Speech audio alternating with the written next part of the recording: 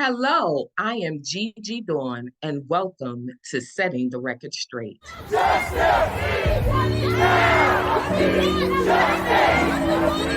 Hello, everyone. So today is day 4 of my HelloFresh journey. Welcome to the Scouts. Welcome to the real. I'm out here for the 30th anniversary of Juneteenth.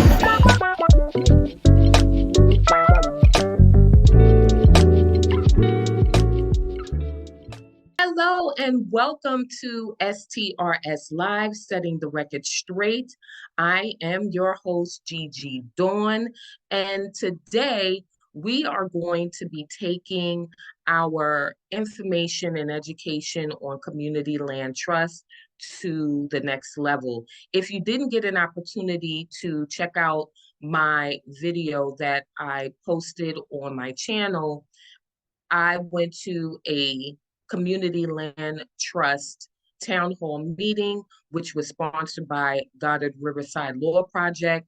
There were some great organizations there giving some insight and education on what community land trusts are. And so I have a special guest, one of the organizations that participated in that town hall meeting in October. And then in early November, we did a rally at City Hall. So we're back. And as I mentioned, I have a special guest that will be speaking and giving some more information about community land trust and the Community Land Act. And her name is Miss Elise Goldin, and she is from the New Economy Project. And she serves as the campaign organizer with the New Economy Project. And I'm going to let her speak a little bit more about what she does and ask some really hard-hitting questions about community land trust and what we can do as neighbors and as citizens and as community organizers in our own right. Great. Thanks for having me.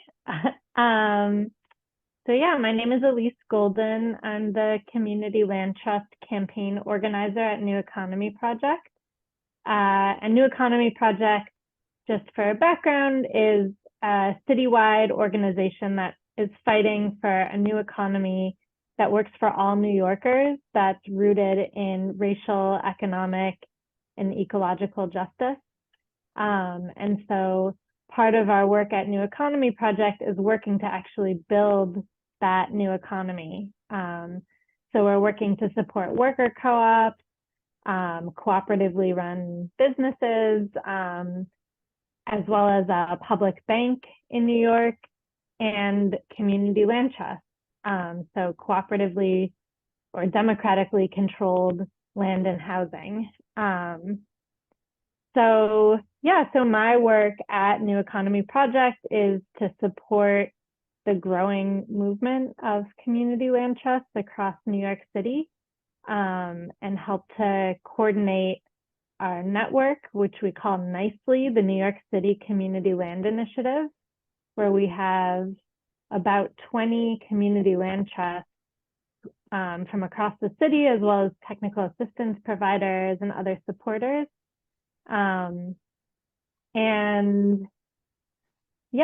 My interest in CLTs is the belief that land and housing, that really housing is a human right, and that land and housing shouldn't be something that is a commodity that's bought and sold, and that we who live in buildings should have the right to have a say over how our buildings are run, and how our neighborhoods are run, with an eye towards deep affordability and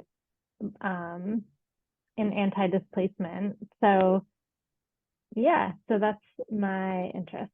I am going to get right into it. Elise, because I know you are super busy and I want the audience to really get an understanding of what community land trust is, because a lot of people are like, well, what is community land trust and how does that affect me? How does that affect my community? And Mhm. so that's like the first question. What is community land trust? Yeah. So a community land trust is a nonprofit organization that works to take land off of the speculative market so that it is used for the common good. So a community land trust is made up of people who live in a neighborhood that work to acquire property and regulate how that land is used. So it's a way of, wow, describing a community land trust has always been a really big struggle because it has a technical component in which a CLT basically separates the land and the housing or the buildings on top of the land. And so the community land trust stewards the land and then uses a tool called a long-term sublease and leases the land to tenants, to a nonprofit, to gardeners, whoever are going to use the land as a way to say, this is the way that we want the land to be used. So, for example, a community land trust might buy a vacant lot and own the land of the vacant lot and say, hey, as a community, we really want this lot to be used for deep, affordable housing. And we're going to partner with a nonprofit developer to build that housing. But we're going to issue, in our long-term lease that we're going to issue, we're going to set some terms. So we're going to say it needs to be deeply affordable for people who actually live in our neighborhood. And we want, the ground floor to be a community space.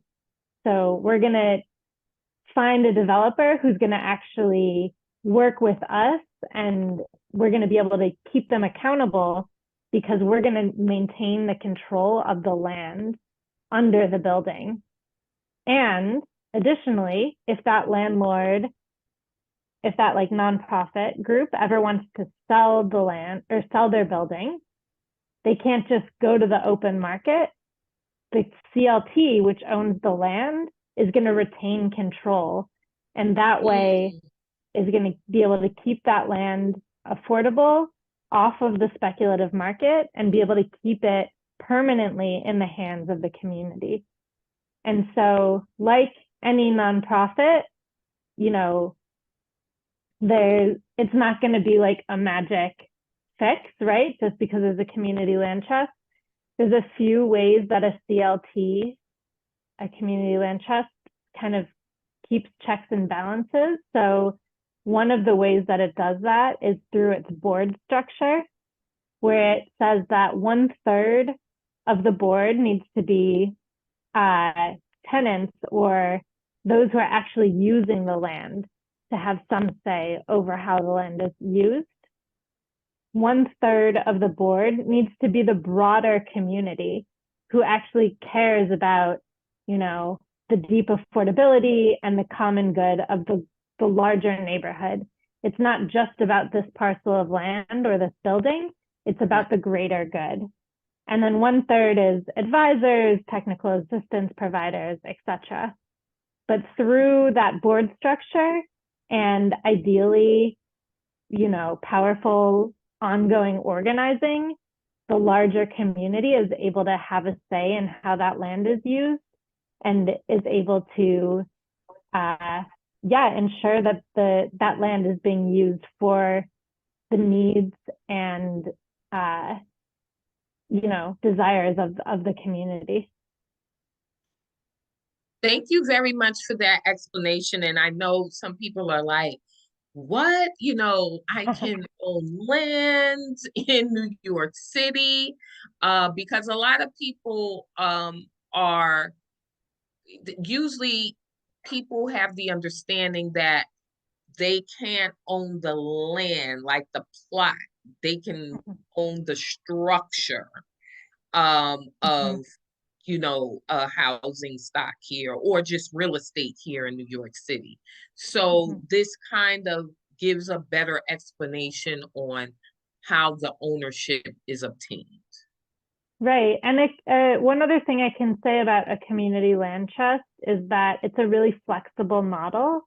So while the community land trust is owned, the land is owned and stewarded by the larger community, the entities on top can be really whatever the community desires, depending on zoning, etc.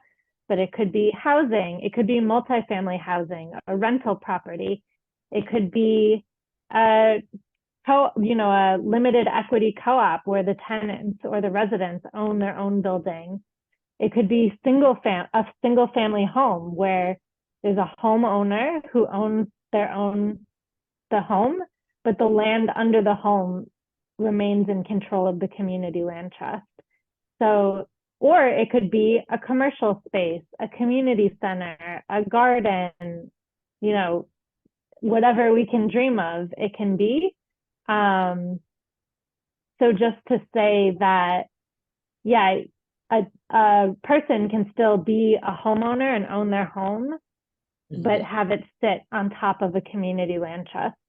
So it retains that permanent affordability and a community asset for the long term.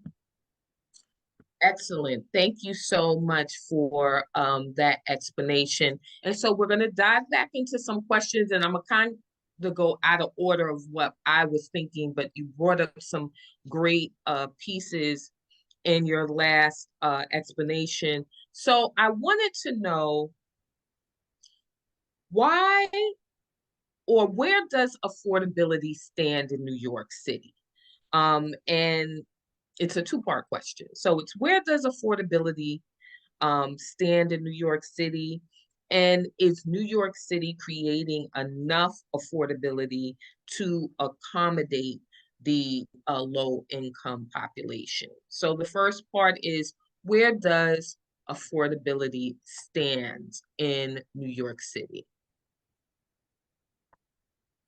That's a great question. And I think I'll speak from my perspective and the perspective of New Economy Project and Nicely, which is that their affordability is being rapidly lost in New York City. And I think that is clear to every single New Yorker. We saw last year, New York Times articles about Black families and Black people leaving New York City at rapid rates. Yes, I did a TikTok post on that. Yeah, we have a homelessness crisis like never before. And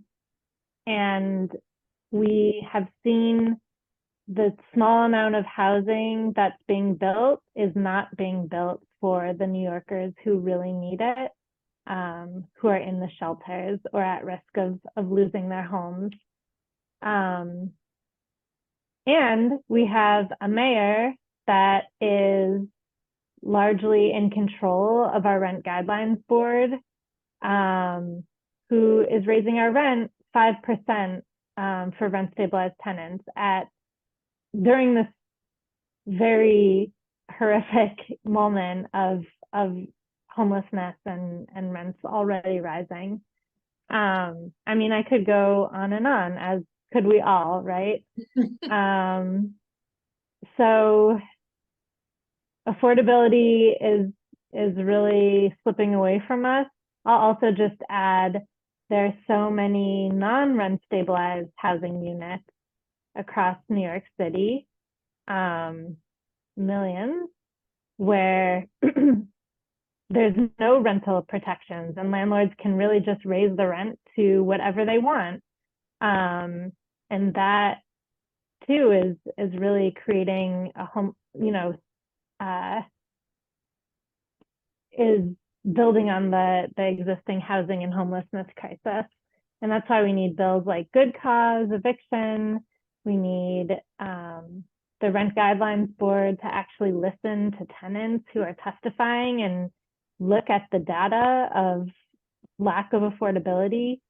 And we need, vacant units to be rented to all of the homeless New Yorkers that are in shelters.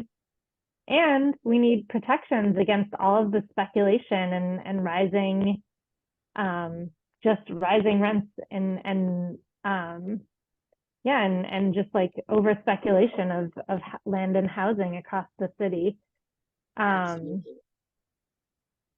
you talked about good cause eviction, and we're going to get into that as well when I talk about just different legislation that tenant advocates have been asking to get passed. And I also did a YouTube video on good cause eviction back in January. So check that out also on my channel at STRS Live. But thank you so much for bringing that up. And so the second part of that question was, is New York City creating enough affordability to accommodate the low income population? And you kind of answered it, but is there any specific things that the city is not doing to create affordable housing that you have witnessed on the level of your expertise and through the research from New Economy Project? Yeah, I mean, definitely, I think we would all say the answer is no. The city is not doing nearly enough. I mean, they're barely doing anything, if in my opinion. I mean, one interesting piece of research that recently New Economy Project released was about how the city has disposed of public land over the past 10 plus years, and looking at the fact that public land that the majority of public land that the city has given away has gone to for-profit developers to build housing that is not at all affordable to the people who actually live in the community. And so that's one really simple thing that we see, is like the city is in control of public land and should be using that very precious resource to build the lowest, housing that the lowest income New Yorkers really need, and those who are living in the shelters. And at the very least, match the affordability needs of the neighborhood. So that's one simple thing that we see. I think that what community land trusts and our work in general look at is saying that those who live in a community know what their community needs, and that it's not just about building more housing as the mayor is proposing, but it's about who is building that housing, who is controlling it for the long term, and how are we ensuring that that housing is actually meaningfully housing those who are most in need. And I don't see the mayor talking about that. I see him saying we need to build more housing, but I think without addressing for who and by who, that it's not going to meaningfully address the affordability crisis. Yes, and thank you for answering that question. You're making this so much easier for me, because it's segueing into my next question, which is why is it important for marginalized communities to seek ownership of their buildings or other properties that can possibly be a part of community land trust under a community land trust conglomerate or group, a nonprofit group? Why is it important for marginalized communities to look into participating in community land trust? Yeah.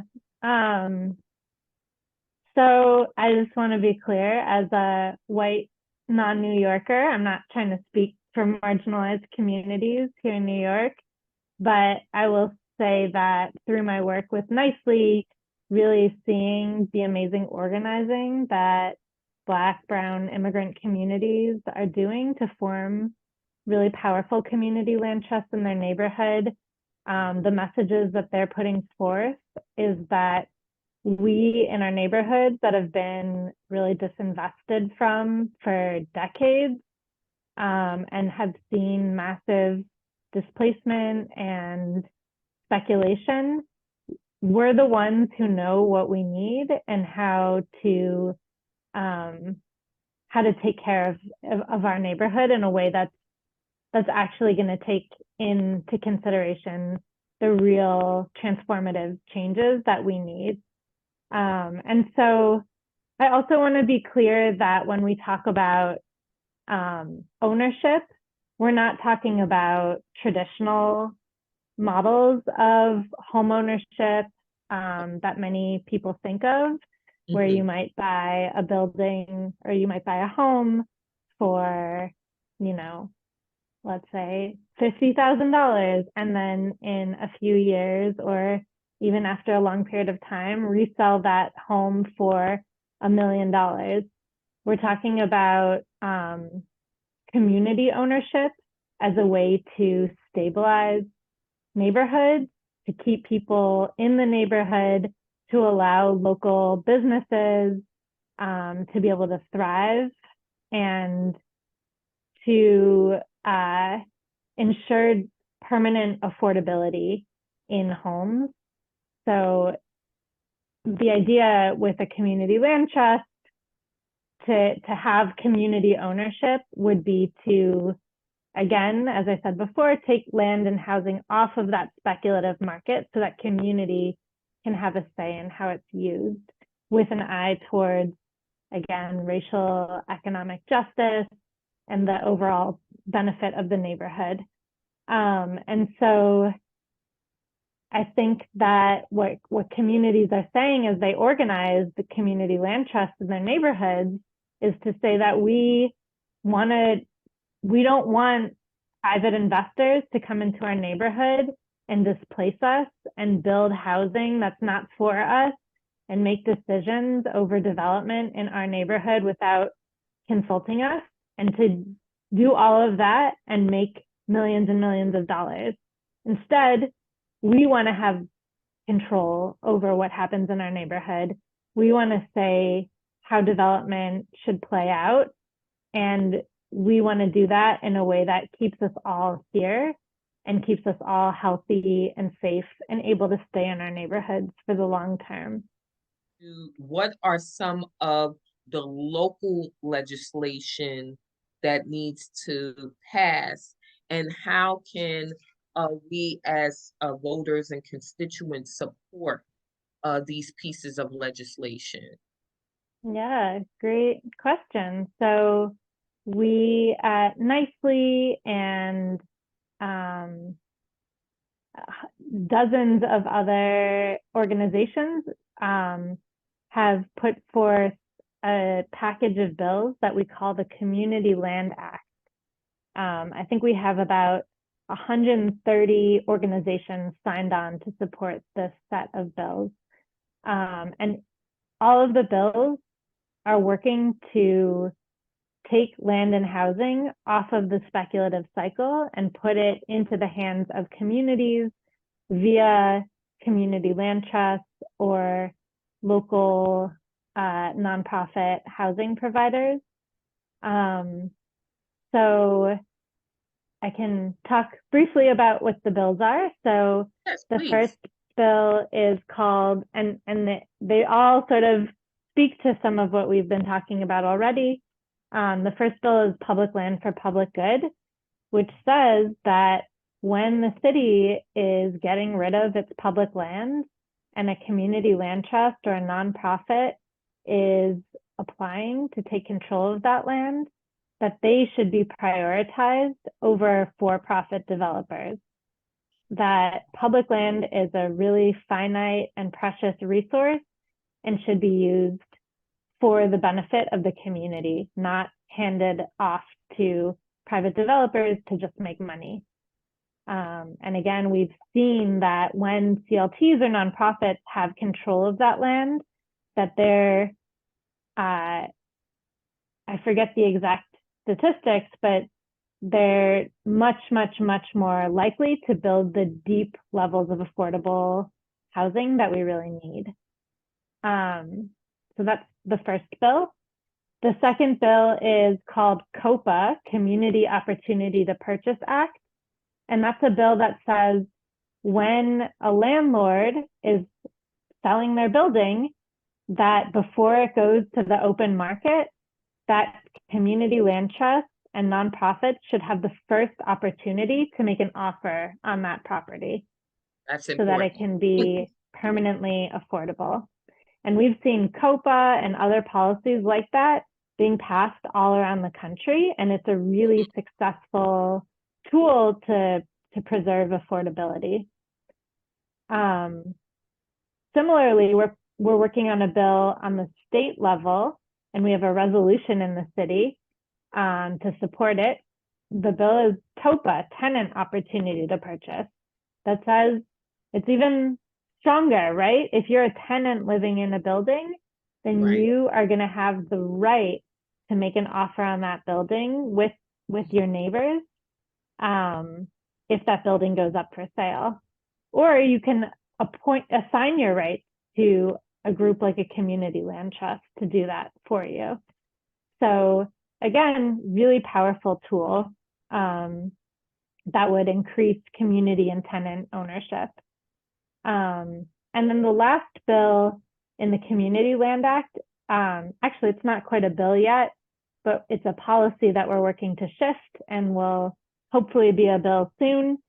We want to permanently abolish the New York City tax lien sale and Yes. create meaningful ways for property owners, for homeowners, particularly in Black and brown neighborhoods, to not lose their homes and their equities, but instead work with community land trusts and other tools to stay in their homes and keep them affordable, as well as to support tenants who live in buildings where slumlords are not paying their taxes and then are at risk of their buildings being bought by private equity companies. They're at risk of displacement. We want tools for those tenants to take control of their homes and make them safe, livable places for them and their families. And we want to permanently abolish that tax lien sale as well. So yeah, those bills all together are the Community Land Act.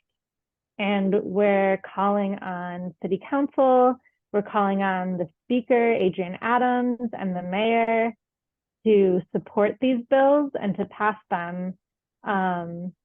We had hoped that they would pass in 2023, but like so many other housing bills, nothing has moved. And we really want to see meaningful transformative change around housing and speculation in the city. And we hope that these bills can be passed in early 2024.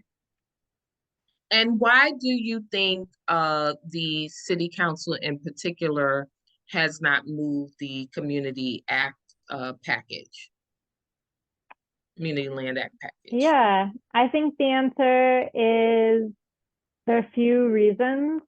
I think the main reason is that real estate has a lot of power in New York City and New York City politics, and that real estate companies don't want these bills to pass because it takes some power away from them and puts it into the hands of New Yorkers. I think that's the main reason. I think other reason is that my sense is that New York City, the New York City government isn't functioning very well. There's a lot of power in the hands of very few elected officials, and even though our bills had a majority of city council members backing it, and we're very close, just 1 to 2 council members away from a veto-proof supermajority. It didn't matter how many council members supported these bills. Without the real buy-in of a couple of people, the bills weren't going to move forward. And so that's why we really call on the speaker, Adrienne Adams, and the mayor and others who have, the ability to move the bills to really push for them this coming year. Just give us some to-dos and check-offs that we can do as constituents. Great. So you can first visit our website. You can definitely check out New Economy Project's website, but you can also go to Nicely's website, which is the group of community land trusts leading this charge, and that's nyccli.org. And on that website, you can click on our campaigns tab for the Community Land Act, and there will be very clear ways for you to take action, a tool for you to write to your council member and Adrienne Adams and let them know you support these bills. On that website, you can sign your organization on as an endorser, and you will also be able to see upcoming events and rallies that you can attend. So we hope that you join us. Excellent. So the last question as we close out is, what does the future look like for those seeking affordable housing? And I know it's a loaded question. Yeah, I think if things and how it ties into a community land trust. Yeah. I mean, the pessimist in me says that under this current administration, without groups really fighting back, it's a really frightening place to live. Yes, ma'am. And I agree. I don't know if we'll still be able to be here, but the optimist in me sees such incredible organizing, both from community land trust organizations, as well as tenant organizations, like many of the ones that you mentioned. This weekend, there's a large convention of housing organizing groups from all over the state coming together through Housing Justice for All. Yes. Wonderful. Yeah, and so there'll be literally hundreds of people coming to say that we need meaningful change in New York City housing, and we're going to fight and make sure that that happens. So, I think with all of this momentum and organizing, I think that maybe we can push and change the course of affordable housing, but it'll take a real fight. Thank you so much. Are there any final thoughts or any other things that you would like us to take away? I don't think so. I think I said it all. Just check out our website and follow us on social media, and hope to connect with more people. Perfect. And give that website one more time. It's nyccli.org. Perfect. Elise, I want to thank you for joining us today.